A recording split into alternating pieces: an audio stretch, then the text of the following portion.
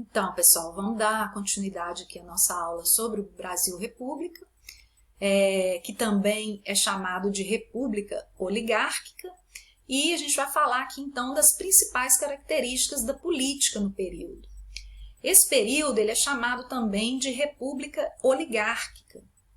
O nome oligárquica vem da palavra oligarquia, que significa governo de poucas pessoas, governo de poucos indivíduos. No caso, esses poucos indivíduos seriam os grandes produtores, os grandes proprietários rurais, principalmente os grandes produtores de café do Oeste Paulista, que praticamente dominaram a política nesse período, juntamente com os produtores de leite de Minas Gerais. Tanto é que o nome República do Café com Leite é também utilizado como designação aí desse período, embora muitos historiadores não gostam muito de utilizar esse termo, porque a gente sabe que não foi somente São Paulo e Minas Gerais que dominaram a política federal nesse período, né? Então a gente teve outros estados que também conseguiram eleger presidentes da República e não apenas São Paulo e Minas Gerais. Então a gente vai utilizar aqui o termo República Oligárquica, tá? Não vamos utilizar o termo República do Café com Leite. Esse período ele tem aí três características básicas, que são o mandonismo, o clientelismo e o coronelismo, tá? São as três características que sustentaram a política desse período, tá? Então, o que seria o coronelismo? Tá? O nome coronelismo vem do termo coronel, né? Que era um título que foi dado para um grupo de grandes fazendeiros, né? De grandes proprietários rurais, ainda durante o período regencial. Tá? O período regencial foi o período entre o primeiro e o segundo império.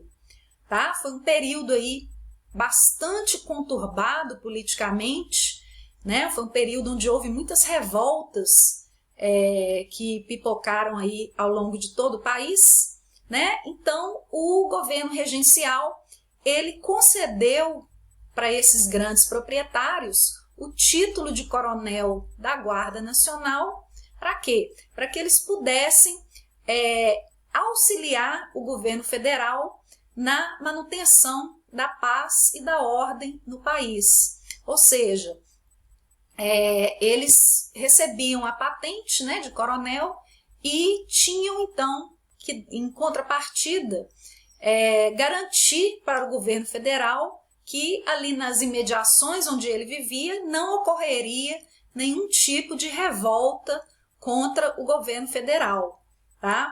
Então era uma política de trocas, né? Um jogo de trocas ali entre o local e o federal, né? Entre o coronel e o governo federal, do governo regencial. Então, o coronel, como ele era uma figura extremamente importante regionalmente, né? Tinha um poder econômico muito grande, né? Tinha muitas pessoas que dependiam economicamente dele, ele acabava exercendo também uma influência política sobre essas pessoas, tá? Era outra obrigação aí que ele devia para o governo federal quando ele recebe aí essa patente de coronel. Então ele tinha que indicar, né, para essas pessoas que viviam sob a influência dele o candidato no qual elas deveriam votar, né, quando houvesse eleições, tá? E como que isso era possível, né? Como que as pessoas tinham certeza, né? No caso, os coronéis, como é que eles tinham tanta certeza que as pessoas votariam naquele candidato indicado por ele? Porque na época o sistema eleitoral ele era bem diferente do sistema eleitoral que existe hoje, tá? Hoje o sistema ele é eletrônico, né? O voto não tem como ser adulterado. E, em segundo lugar, o voto ele é secreto, né? Ninguém é obrigado a declarar em quem vai votar, né? Cada um vota em quem quiser. Na época era diferente porque o voto, né, além dele não ser eletrônico, era feito à mão, o voto ele era aberto. Então a pessoa que chegasse para votar, ela tinha que declarar publicamente no candidato no qual ela votaria. Tá? Então isso dava ao coronel a garantia de que aquele candidato, né, que foi indicado pelo governo federal, iria vencer as eleições.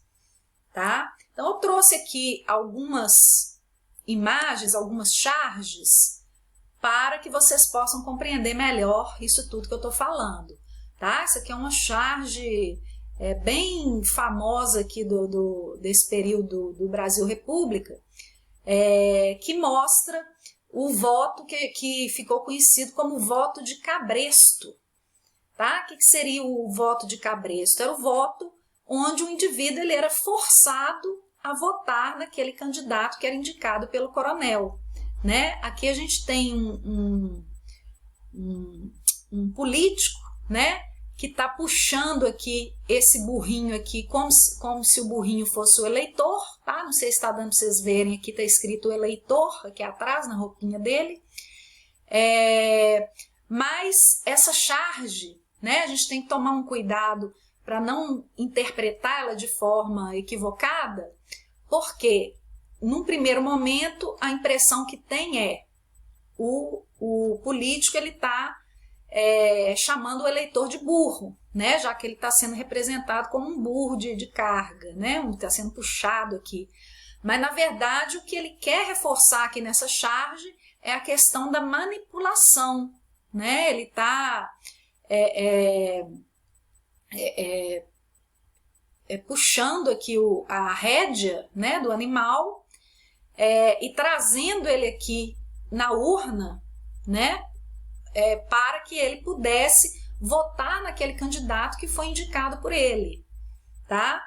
Então, a interpretação da charge ela está mostrando, né, como que era feita o chamado voto de cabresto, tá?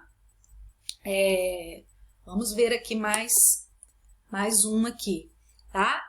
Essa charge aqui também é uma referência também a esse voto de cabresto, né? Porque ele está mostrando, né, um indivíduo rico, né? Como é que eu sei que ele é rico, né? Pelo traje que ele está utilizando, né? A cartola, o fraque, né? E aqui ele está também como se ele estivesse induzindo, né, o eleitor a depositar aquele voto marcado ali dentro da urna. Tá? Aqui novamente uma referência então ao voto de cabresto, né? Então aqui o coronel está bem representado mesmo, né? Tá uma figura típica aqui dos grandes proprietários rurais do século XIX, e atrás aqui o seu jagunço, né? Que eram aquelas figuras que andavam armadas, né, e que garantiam que as pessoas fizessem a vontade desse coronel. E aqui do lado de cá está o eleitor, né, sendo induzido aqui a votar nessa figura aqui que está se candidatando. E aqui, por último, né, essa última charge aqui, ela mostra que o coronelismo, né, apesar de ser caracterizado como um fato relacionado à Primeira República, é algo que ainda está muito presente dentro da sociedade brasileira em pleno século XXI. Né? O velhinho falando que é do tempo do coronelismo e o bebezinho falando que, né, as coisas não mudaram muito, não. Né? A gente teve algumas mudanças, é claro, né? Mas em muitos aspectos a nossa política ela ainda continua sendo caracterizada pela questão da troca de favores, né? Então, essa troca de favores, gente, entre o coronel e o governo estadual e o governo federal, né, esse tipo de troca de favores aí é conhecido na política como clientelismo. Por quê? É como se o coronel ele fosse um cliente, né, do governo federal, né, aquele que está prestando um favor, né, em troca do outro e vice-versa, né? E o próprio eleitor também, né, ele também entra nessa gênese aí do clientelismo, quando muitas vezes o coronel nem sempre ele se utilizava também do cabresto para que a pessoa pudesse votar no candidato indicado por ele, né? Muitas vezes ele utilizava-se, por exemplo, da troca de favores entre aquela necessidade econômica, né, do eleitor, para que ele pudesse votar no candidato indicado pelo coronel, né? Então, às vezes, a pessoa estava precisando de um saco de cimento, né, para terminar a construção da sua casa, e então o coronel ele garantia aquele saco de cimento para o eleitor e, em troca, ele ia lá e votava no candidato indicado por ele, né? Então, a esse tipo de troca de favores que hoje, né, no século XXI, é considerado um crime eleitoral, né? Na época era extremamente comum, né? Então, o nome que se dá a esse tipo de prática, né, que acontece ainda hoje, embora seja crime, né, embora a legislação eleitoral se descobrir, né, que determinado candidato fez isso, né, ele pode perder os seus direitos políticos, ele pode perder o direito de se candidatar, ou se ele tiver eleito, ele pode responder um processo sobre isso, né? Mas na época isso era uma prática extremamente comum e não era considerado crime, né? Então o mandonismo e o clientelismo, né, estão diretamente vinculados ao que a gente chama aí de coronelismo, tá? E isso tudo aí que foi explicado, né, caracteriza também o que a gente chama aí então de política dos governadores, tá? Essas políticas elas foram muito importantes porque reduziram os conflitos entre as oligarquias, mas não acabaram com eles, né? Então, quando a gente fala aí na política da Primeira República, tá? A gente vai lembrar, né, dessas práticas aí que eu expliquei para vocês que caracterizam o coronelismo e que servem também para explicar o que a gente chama de política dos governadores, ou seja, né, essa política pautada aí na troca de favores entre os governos federal, estadual e o governo municipal, né? Cada um deles ajudando o outro, né, na manutenção do poder, né, para evitar que a oposição, porventura, pudesse vencer as eleições, né? Então, o que acontecia era o candidato oficial do governo era sempre eleito, né? Porque ele já estava previamente escolhido pelos atuais governantes, né? Então era uma forma de manter as estruturas tal qual elas se encontravam, né? Para reduzir o poder de participação das possíveis, né, oposições que pudessem vir a acontecer no âmbito das eleições. Bem, eu espero que vocês tenham gostado, né? Espero que essa videoaula sirva para que vocês possam responder as questões aí do PET 1, né? E fiquem com Deus e até a próxima.